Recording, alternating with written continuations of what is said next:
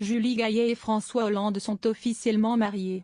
Ce samedi 4 juin à Tulle, les amoureux ont scellé leur destin devant Monsieur le maire. Ce dernier, Bernard Combe, ami de l'ex-président de la République, s'est exprimé pour la première fois sur cette belle cérémonie. Julie Gaillet et François Hollande auront bien caché leur jeu. C'est dans la plus grande discrétion qu'ils se sont mariés le 4 juin dernier à la mairie de Tulle. Seuls quelques invités proches, parmi lesquels Benjamin Biolay et Émilie Broussoulou, femme de l'aîné de François Hollande, Thomas, étaient de la partie pour fêter l'union des deux amoureux. Le politique de 67 ans vivait là sa toute première expérience d'homme marié.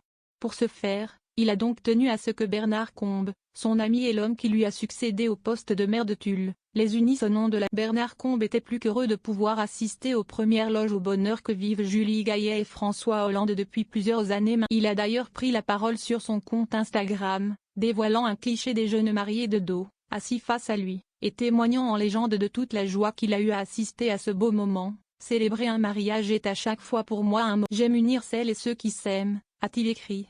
Samedi 4 juin, ce sont François et Julie qui se sont mariés à Tulle, dans leur ville de cœur. C'est avec infiniment de bonheur et d'émotion que j'ai procédé. Cette journée magique restée secrète a finalement été révélée au grand jour.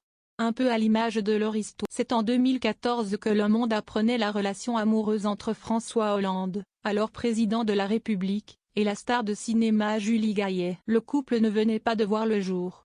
Les tourtereaux s'aimaient en réalité depuis 2 ans, de quoi faire taire les mauvaises langues qui ne misaient pas un sou sur leur histoire inattendue.